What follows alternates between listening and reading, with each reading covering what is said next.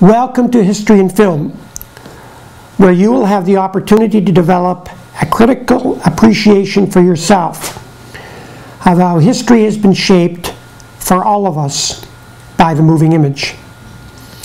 History has been represented, distorted, informed, inspired, nuanced, enlivened, and misunderstood by feature film, documentaries, by television programming, by home video, public installations, and the World Wide Web. This course explores all of that and needs your involvement to become a worthwhile experience for you and also for me. We will do this in the course by discussing and viewing some 100 titles over our 12 modules. You will have 2 tests worth 10% each and a final exam worth 20%, and they will all follow the same format. They evaluate whether you have learned when our titles were made, what years they represent, and what issues or personalities they represent.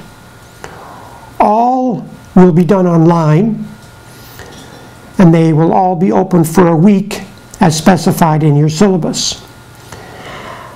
You can take your tests twice, and if you take one early in that week that it's available to you, I will mark it promptly so you can learn from my marking to do better in the second test. Blackboard would automatically average your results for your 2 tests. For the final exam, you'll only be allowed one attempt to take the final exam.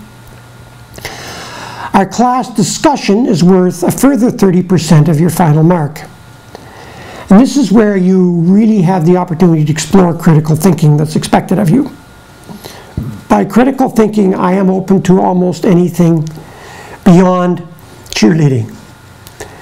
Enthusiasm for a particular actor or director. I want to understand what they're telling you and the world about history.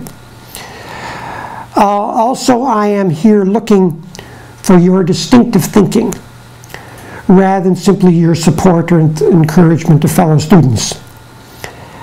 You can earn up to 3 marks per module for 2 thoughtful posts each week. And here you have a 10-day window to post your responses from the day the module opens.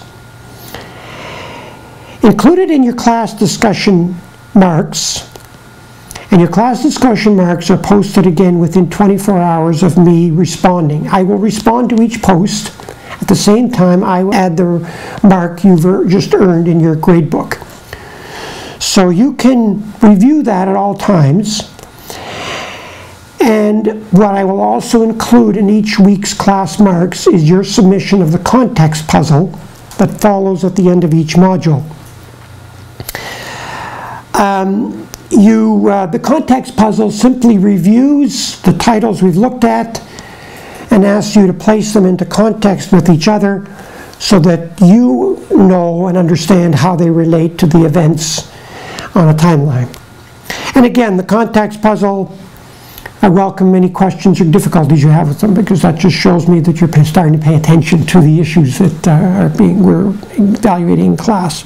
With your class discussion marks, you have the opportunity to earn 36 marks or 6 bonus marks if you submit your context puzzles and your thoughtful responses within 10 days of the opening of your modules. Finally, your assignment is worth a further 30%. And here, the most important advice is to begin early.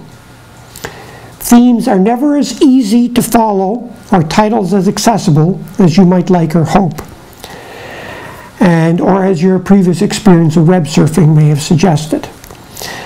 I will respond with feedback and advice on any point, and I really look forward to seeing the evolution of your thinking as you work on your annotated compilation.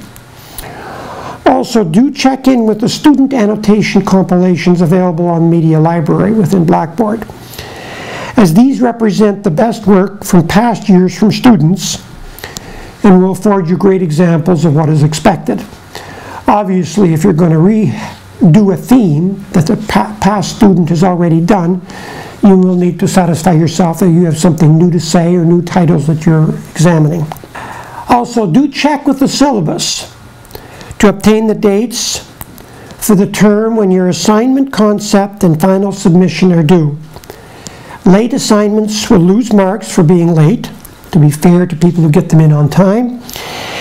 And assignments submitted on time can also be reworked until the end of Module 12 based on my provisional mark.